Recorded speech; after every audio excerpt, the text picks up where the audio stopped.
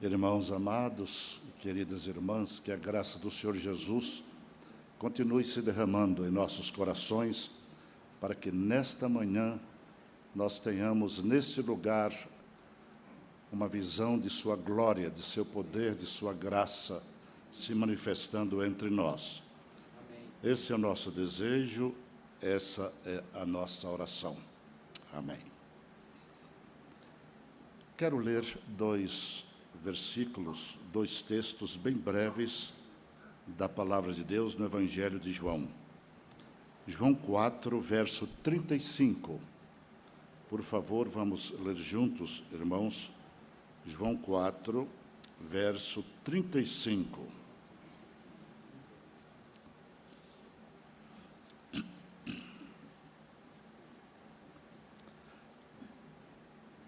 Juntos. Não dizeis vós que ainda há 4 meses até a ceifa? Eu, porém, vos digo, erguei os olhos e vede os campos, pois já branquejam para a ceifa. Agora, João 9, um pouquinho mais adiante na sua Bíblia. João 9, versículos 1 a 4. Vamos ler juntos também, queridos. João 9, de 1 a 4. Caminhando, Jesus viu um homem cego de nascença, e os seus discípulos perguntaram: Mestre, quem pecou, este ou seus pais, para que nascesse cego? Respondeu Jesus: Nem ele pecou, nem seus pais, mas foi para que se manifestem nele as obras de Deus. É necessário que façamos as obras daquele que me enviou, enquanto é dia. A noite vem, quando ninguém pode trabalhar.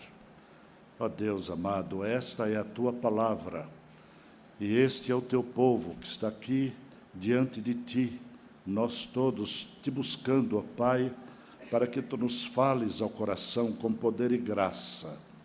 Dá-nos corações sensíveis, para que possamos, ó Pai, ouvindo a tua palavra, guardá-la no coração e praticá-la no diuturno da nossa vida aqui na terra. Fica conosco, Pai. Abre os nossos olhos para que nós possamos contemplar as maravilhas da tua lei. No nome precioso de Jesus. Amém. Amém. Meus queridos irmãos e irmãs, a Bíblia é um livro extraordinário. Só há uma descrição incomparável deste livro. É o livro de Deus. Não há livro no mundo, em toda a literatura universal, por mais sabiamente que tenha sido escrito, ou por mais que nos atraia com seus ensinos, que possa se comparar à palavra de Deus. A Bíblia não inventa, a Bíblia não inverniza, a Bíblia não nos engana.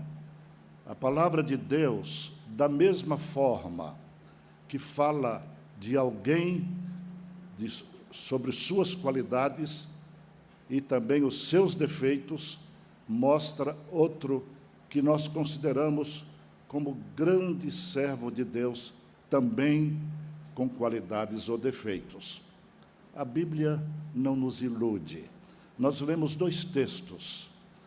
Em João 4, nós vimos naquele interregno entre o encontro de Jesus com a mulher samaritana e ela, depois de se descobrir ou ser descoberta diante do Senhor, ela é transformada pelo poder do Espírito Santo e sai correndo para anunciar Jesus à sua gente de Samaria, lá na cidade de Sicar. E naquele ínterim, enquanto ela está voltando com todas as pessoas com quem ela falou de Jesus e que estavam sendo tocadas pelo poder de Deus, Jesus, então, se dirige aos discípulos e pergunta: não dizeis vós que ainda há 4 meses até a ceifa?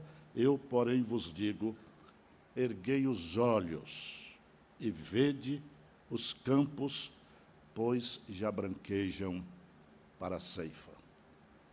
Jesus não estava falando só dos campos branquejados de trigo, que era a cultura mais importante daquela região de Sicar. Jesus estava usando uma figura para mostrar a oportunidade de se pregar o Evangelho, de se testemunhar o Evangelho. E aquela mulher era o exemplo típico, o exemplo perfeito desta realidade. Uma mulher que tinha uma vida completamente atrapalhada, uma mulher que estava cheia de preconceitos e que nem queria dialogar com Jesus. Uma mulher que nega um copo de água ao Senhor Jesus pelas barreiras que estavam no seu coração. Agora, essa mulher, descoberta diante do Senhor no seu coração, todo o seu interior diante dos céus, se torna uma missionária. Que mudança estupenda! A visão daquela mulher mudou de um momento para outro pelo encontro com Jesus. Mas quando Jesus está andando com seus discípulos, e João, o mesmo João, no capítulo 9, diz que Jesus viu um cego de nascença. João não diz que os discípulos viram, mas diz que os discípulos perguntaram: Mestre, quem pecou, este ou seus pais, para que nascesse cego? E Jesus lhes responde pacientemente, mas com toda a autoridade dos céus: nem ele pecou, nem seus pais pecaram, mas é para que nele se manifestem o quê? As obras de Deus, a glória de Deus, o poder de Deus, a graça de Deus. Queridos, vemos aqui 2 polos bem opostos.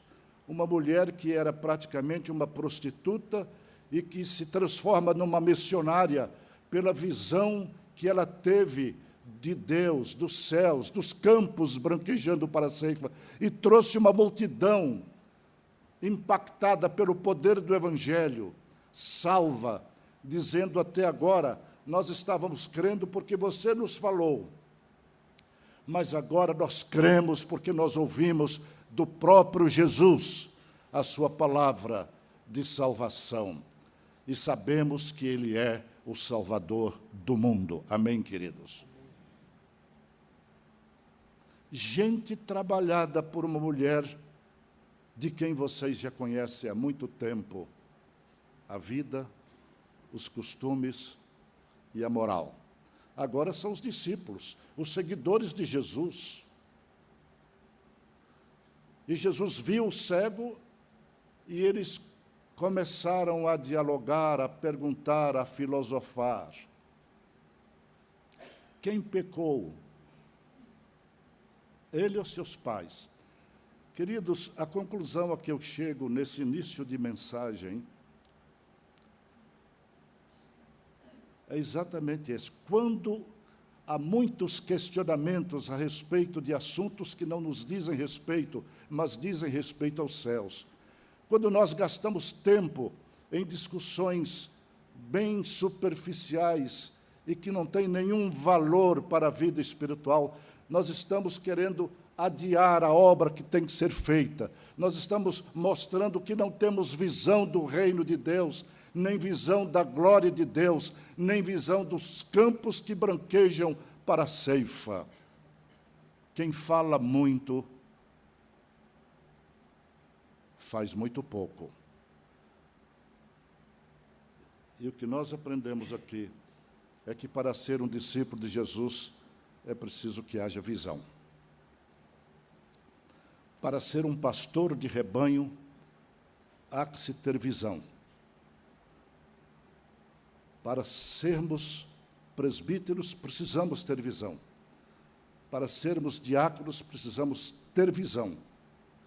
Para sermos discípulos de Cristo, precisamos ter a visão da glória de Deus, do poder de Deus e das necessidades ao nosso derredor. Um escritor disse que a visão é o combustível que alimenta o coração do discípulo de Cristo. É a energia que cria a ação. É o fogo que acende dentro de nós o amor intenso, e o amor intenso de todos os servos do Senhor. Provérbios 29, 18 nos diz: não havendo profecia, o povo se corrompe. Não havendo profecia, o povo se corrompe. E nós bem sabemos neste país o que é isso e o que isso significa. Uma outra tradução diz: quando não há visão, o povo não tem freio. Se às vezes as próprias autoridades que nos governam demonstram não ter visão, não ter freio, queridos, o que é que nós podemos esperar do povo? É por isso que a responsabilidade sobre a Igreja de Deus cresce dia a dia num país como o nosso, em que as coisas estão desenfreadas. Uma outra tradução diz: um país sem orientação de Deus é um país sem ordem.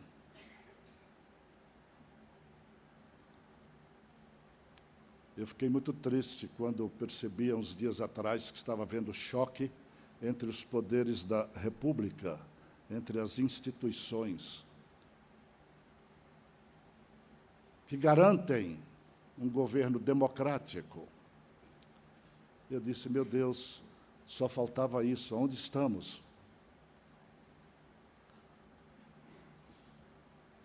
Mas o texto continua: quem guarda a lei de Deus é feliz. O contrário também é verdade. Quem não guarda a lei de Deus não é feliz.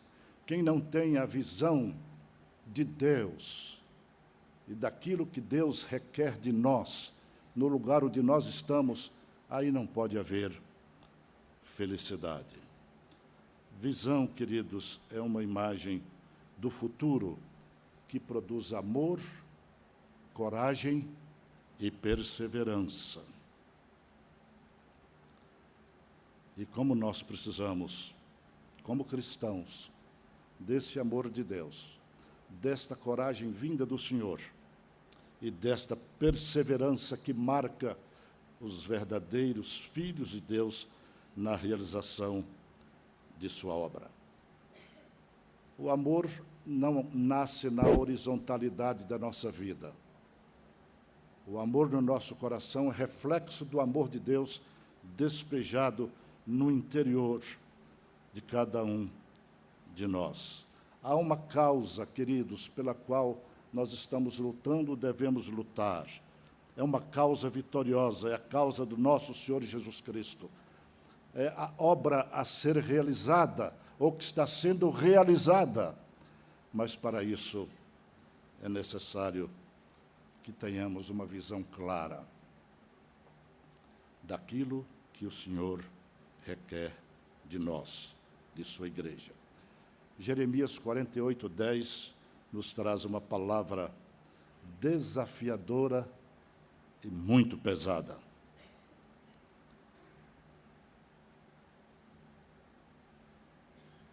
Maldito aquele, quem completa comigo? Maldito aquele que fizer a obra do Senhor.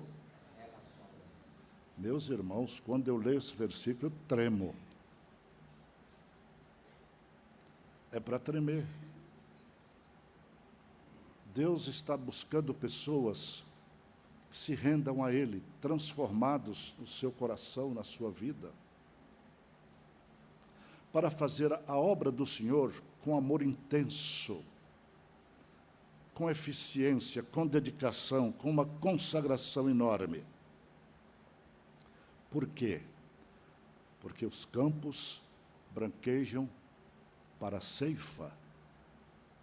E nós precisamos ver esses campos que estão brancos para a colheita. Quero dizer duas coisas a respeito da visão, essa visão de Deus em nosso coração, em nossa vida. A visão, queridos, só existe quando há um chamado, quando há uma vocação de Deus a cada um de nós para cumprirmos uma missão, aonde Ele nos quer enviar, ou nos envia, e onde Ele nos coloca.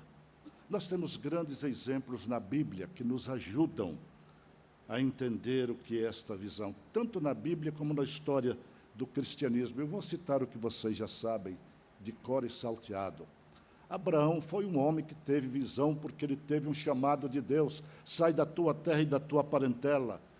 Moisés foi um homem que resistiu o tempo todo, enquanto ele não teve a visão daquele fogo que estava queimando aquela sarça, mas ela não se consumia, e ele ouviu o timbre da voz de Deus e o ressoar da voz de Deus no seu coração. Enquanto Moisés não sentiu este chamado, ele não teve a visão do reino.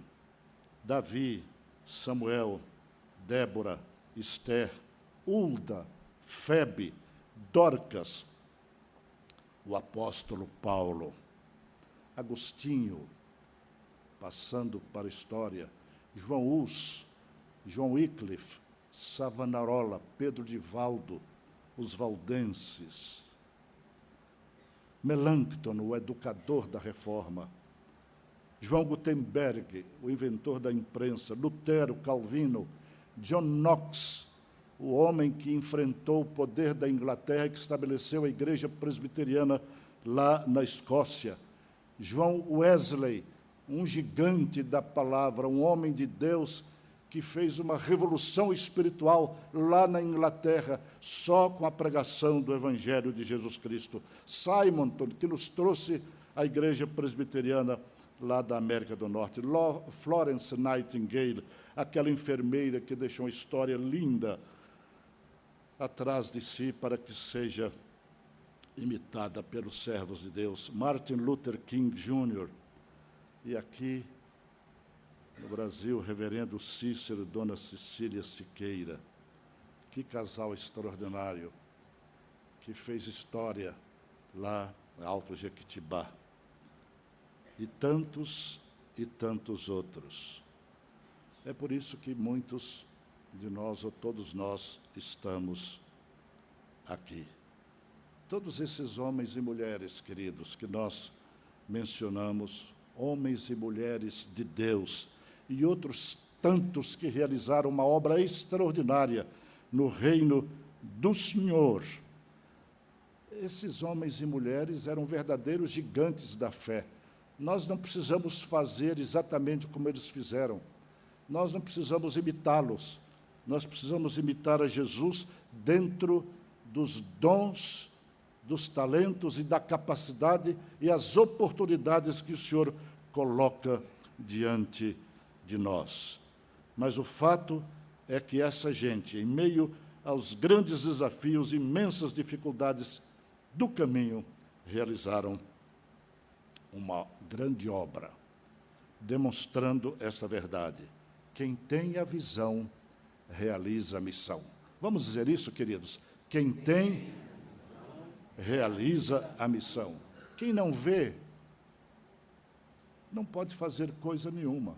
Quem não tem uma visão dada por Deus, não tem entusiasmo, não tem elan, não tem coragem, não tem ânimo, não tem despertamento e perseverança para realizar uma obra tão grande. Mas eu quero dizer que esta obra não é só para pastores e líderes da igreja.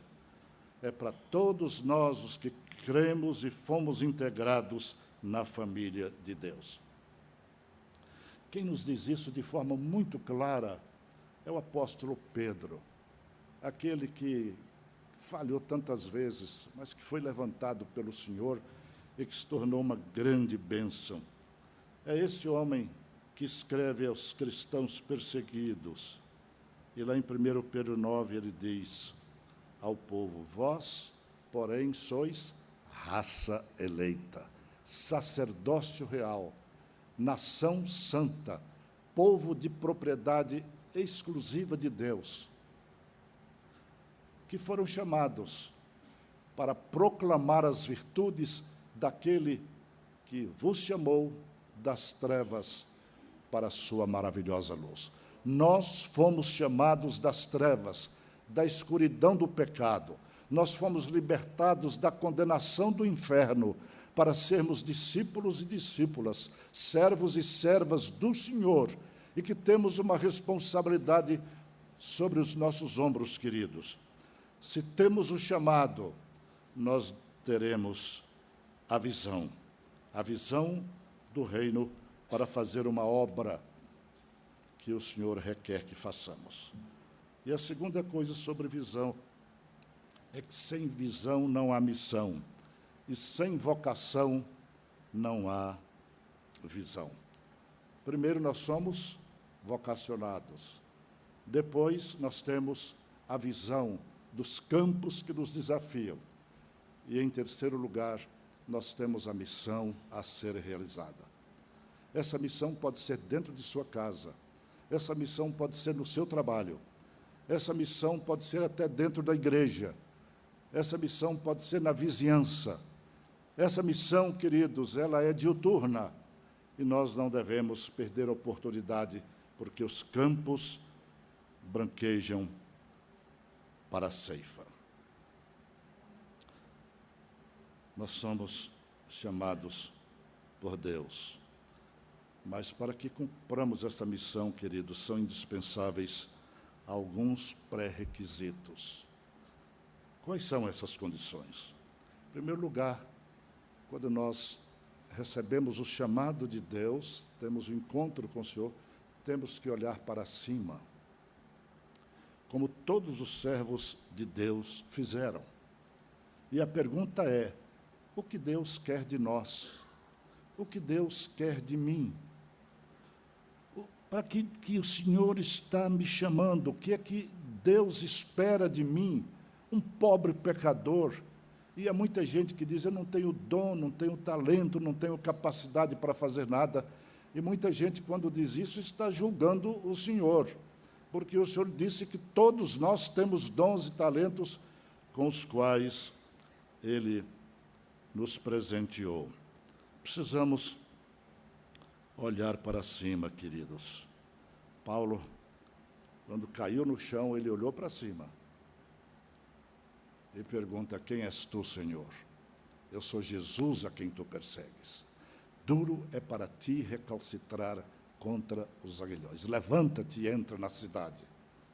E ali mudou a vida de Saulo de uma forma tal que de perseguidor ele passou a ser perseguido por amor ao Evangelho, por amor a Jesus Cristo.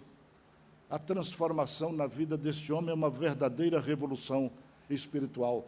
E outro com quem aconteceu coisa semelhante foi o profeta Isaías, que estava simplesmente preocupado com alguém que ocupasse o trono vazio do rei Uzias. Ele era um assessor ali pessoal daquele homem. Então ele vai ao templo exatamente buscando uma resposta, uma solução para a inquietação de sua alma. E é lá no templo que ele vê a glória de Deus. É lá no templo que ele tem uma visão dos céus. É lá naquele templo que ele é convocado para ser um profeta. É ali que ele responde à Trindade que o questionou, que o colocou no canto da parede. A quem enviarei? E quem há de ir por nós? Pai, Filho e Espírito Santo, lá no Antigo Testamento, convocando o homem para ser profeta. Naquele momento, Deus não estava interessado em ocupar o trono do rei Uzias. Deus estava interessado em dar uma visão para este homem, a fim de que ele se tornasse o profeta messiânico Isaías, um homem de valor extraordinário. Irmãos, é preciso ver e ouvir para depois fazer. Ninguém deve se precipitar e começar a fazer alguma coisa sem ter a visão, sem ter ouvido o chamado para realizar aquela missão. Em segundo lugar, nós devemos olhar para dentro de nós e perguntar: qual é a minha resposta diante do Senhor? Qual é a minha resposta diante desse desafio, diante desse chamado? Quais são as minhas motivações? Queridos, é muito importante nós perguntarmos a nós mesmos: qual é a minha motivação para fazer isso ou aquilo? Há motivações verdadeiras e há motivações falsas. Há muita gente que gosta de poder, gosta de aparecer, gosta de estar no centro das atenções. E, às vezes, trabalha e trabalha muito, mas a motivação não é a que Deus requer de cada um de nós. Então, é bom perguntar: quais são as minhas motivações interiores? Paulo diz em 1 Coríntios 14, 8, se a trombeta der um sonido incerto, quem se preparará para a batalha? É preciso ouvir o som certo. É preciso ter a motivação certa que vem de cima para fazermos a obra do Senhor com eficiência aqui na terra. Se a trombeta der um som incerto, estaremos despreparados para a batalha. Por isso, temos que ouvir a voz de Deus. Falsas motivações têm atrapalhado a obra do Senhor no correr da história. O que precisa acontecer é um som que brote em nosso coração como resultado da visão do Senhor e de sua obra aqui na terra. E essa visão, quando nós buscamos o Senhor, Ele a faz crescer em nosso coração a cada dia. Terceiro lugar, queridos e queridas, precisamos também olhar para trás, não para termos saudosismo. Ah, que tempos áureos, que tempos dourados. Quando eu assisti aquele filme Anos Dourados, eu fiquei encantado com a juventude, fiquei me lembrando da moda, fiquei me lembrando até do cheiro dos perfumes das moças daquele tempo, há 50 anos atrás. Como nós somos saudosistas. Deus não está interessado em nosso saudosismo, mas Ele quer que nós olhemos para trás e perguntar: o que é que eu tenho aprendido até aqui, nesta caminhada, com a minha história, com minhas lutas, com minhas dificuldades, também com as vitórias? O que é que nós temos aprendido com Deus, com a sua palavra, na minha trajetória cristã, de 5, 10, 20, 30, 40, 50, 60 anos, na vida cristã? Eu tenho crescido, eu tenho progredido, eu tenho aprendido alguma coisa? O que é que eu posso aproveitar das experiências passadas? Elas me valem para alguma coisa? O que é que eu posso ter aprendido com os irmãos lá atrás, com quem nós temos convivido? O que nós temos aprendido com os erros, com os acertos, com a sabedoria que o Senhor Deus nos dá? Ah, pastor, eu não tenho sabedoria. Eu gostaria de ter sabedoria. Tiago responde: se alguém acha que não tem sabedoria, peça a Deus. E Ele dá sem desafiar ninguém, sem humilhar ninguém. Ele dá com bondade, com generosidade, com amor. Deus responde às nossas orações quando nós fazemos pedidos a Ele para que as bênçãos recebidas se transformem em bênçãos para outros, para o seu reino aqui na terra. Ah, queridos, em Eclesiastes 3, 14 e 15, o Senhor nos ensina, por intermédio de Salomão, algo que você já sabe, que eu sei, mas que a gente precisa relembrar. Ele diz: eu sei que tudo quanto Deus faz durará eternamente, nada se lhe pode acrescentar, nada se lhe pode tirar. E isto faz Deus para que os homens temam diante dele. O que é, já foi. O que há de ser, também já foi. Deus fará renovar-se o que se passou. Deus quer renovar o nosso passado para que o nosso presente se transforme em bênçãos. Mesmo os fracassos, as perseguições, as tristezas, as quedas, os erros, os pecados cometidos, tudo isso, queridos, é motivo de reflexão, de meditação para o meu hoje, a fim de que eu permita que Deus transforme tudo isso que passou em bênçãos para a minha vida, para a vida daqueles que estão ao nosso derredor, para a vida do seu reino, para a vida de sua igreja aqui na terra. Eu preciso aprender a cada dia com o meu passado, queridos, para que eu seja cada dia mais abençoado pelo Senhor. E eu também preciso esquecer no meu coração, perdoando todos aqueles que, de alguma forma, ou me fizeram sofrer, ou eu imagino, ou eu julgo que me fizeram sofrer. Mas é necessário. Encontrei uma irmã aqui, nesses dias de oração. Ela disse: pastor, mais uma vez quero lhe dizer, não consigo me esquecer daquilo lá que aconteceu atrás. E eu já disse a ela para esquecer. E Deus já falou com ela para ela esquecer. Ela já se deparou com vários versículos da Bíblia para aprender a esquecer. Mas ela disse: pastor, eu não consigo. Aí eu abri mais um texto. E disse para ela: o que é que Deus diz que faz aqui, nesses últimos versículos de Miqueias, capítulo 7? É que Deus lança todos os nossos pecados, os nossos erros lá no fundo do oceano. E deles não se lembra mais. Se Deus não se lembra, eu não tenho direito de me lembrar para me autocondenar. Quem me julga é Deus. Quem me condena é Deus. E quem me absolve é Deus. E a minha confiança é o que eu estou absolvido pela graça de Deus. Ele disse: agora está bom, pastor, agora eu entendi. Eu preciso entender aqui e descer aqui, queridos, porque a distância maior no universo, eu já disse isso aqui, estou repetindo, e a menor distância no universo que existe, tanto a maior como a menor, é daqui até aqui. É da cabeça até o coração.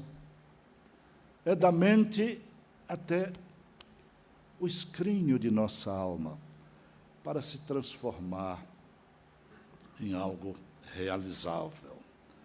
Se estamos aqui hoje, queridos, é porque Deus estava lá. Se Deus não estivesse lá no meu passado, eu jamais estaria aqui. Se Deus não tocasse no coração de Dona Rosa Magalhães para receber aquele menino que chegou montado na garupa de um cavalo que a mãe deixou lá pela última vez e sumiu, nunca mais apareceu, Deus providenciou Dona Rosa, os Graves, para chegar e dizer: vou ajudar esse menino a estudar. O que é que um órfão espera da vida, sem que Deus intervenha miraculosamente na sua vida? Nada, queridos. Mas Deus trata o nosso passado de tal maneira que o nosso presente e o nosso futuro se tornem abençoados. Amém, queridos? Mas eu não vou demorar mais não, senão passa da hora da eleição, né, reverendo? Não. Posso continuar, reverendo? O reverendo está gostando, viu? Quando pastor gosta que outro pastor prega, isso é um milagre, viu?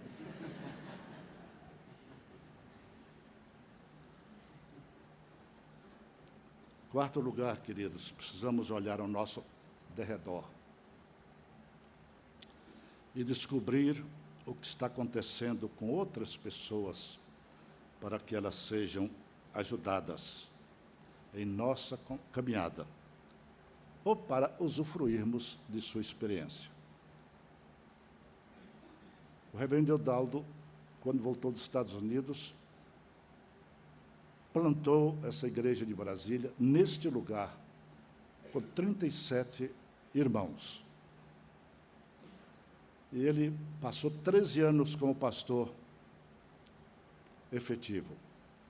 Vieram 70 anos e ele foi jubilado. Aí me chamaram para cá. Eu não vim porque me chamaram, eu vim porque eu senti que Deus estava me trazendo. E tive o privilégio de conviver com este homem durante 8 anos. Antes de completar os 80, em fevereiro de 1988, Deus o levou. Mas depois de deixar plantada aqui esta igreja presbiteriana de Brasília, que tem sido um lugar abençoado e abençoador para milhares de pessoas ao longo de todos esses anos, desde 1967. Eu tenho que olhar ao derredor e ver o que é que eu posso aprender com os outros, o que é que eu posso ajudar, se é que eu posso ajudar em alguma coisa. Eu só sei de que homem algum é uma ilha, como dizia o autor do passado, num livro preciosíssimo.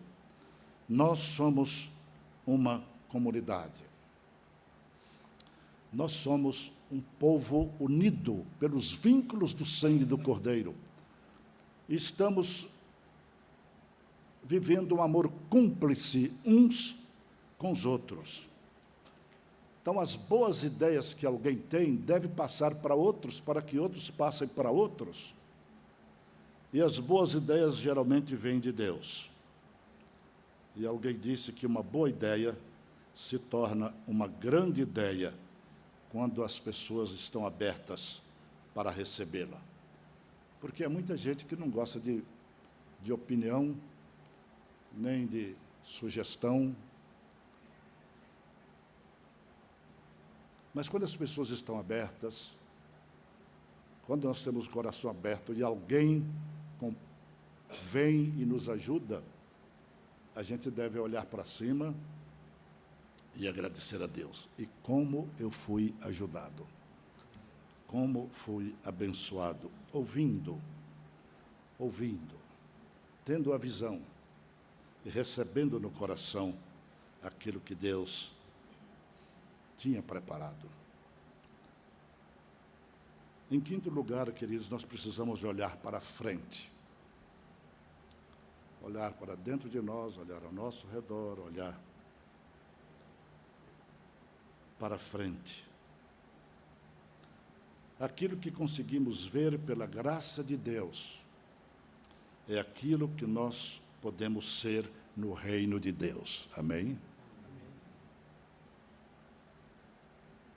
Para sermos algo ou alguém que tenha utilidade na vida da comunidade,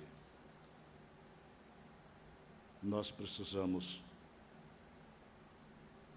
de olhar para frente e ver que os desafios de Deus estão diante de nós. Nosso alvo não é a igreja, nosso alvo não é a sociedade, nosso alvo não é o Brasil, nosso alvo não é uma obra social, nosso alvo é Jesus Cristo. Amém, queridos? Paulo tinha tanta consciência desta realidade que disse: esquecendo-me das coisas que para trás ficam e avançando para aquelas que diante de mim estão, prossigo para o alvo, em busca do prêmio da soberana vocação de Deus que está em Cristo Jesus. O alvo é Cristo, o prêmio é Cristo, e é a plenitude de Cristo em nosso coração que deve ser o alvo supremo da nossa vida. A caminhada cristã, queridos, é uma jornada que continua e não um evento que passa. Continua. Caminhada cristã é jornada que continua, num evento que passa. Às vezes nós temos grandes reuniões, nos cansamos, depois sentamos e falamos, missão cumprida. Tá não. Cumprida coisa nenhuma. O alvo é Cristo. Nós temos que caminhar em direção a Cristo. O alvo de Paulo era a maturidade em Cristo Jesus. E era isso que ele buscava. É interessante que Paulo estava satisfeito com Cristo, mas Paulo não estava conformado com a sua condição de servo de Cristo. Ele estava andando, marchando, caminhando sempre para frente, em busca do alvo, da plenitude. Por fim, queridos, nós precisamos olhar além de nós mesmos. Como discípulos de Cristo, nossa missão é estimular, é preparar outros a fazer a obra do Senhor. E nós também fazendo a obra que o Senhor nos deu a fazer. Nós passamos, queridos. Nós passamos. Todos nós passamos. Eu estou passando mais rápido porque já estou mais adiante. Mas todos nós passamos. Mas o reino de Deus permanece. A obra do Senhor permanece. E quando nós olhamos só para nós e concentramos o nosso olhar para dentro de nós apenas, nós corremos o risco de achar que somos autossuficientes e nos colocamos no centro. Nós não somos centro de coisa nenhuma. Nós temos que olhar além de nós mesmos para continuar a fazer a obra que o Senhor não nos deu a fazer.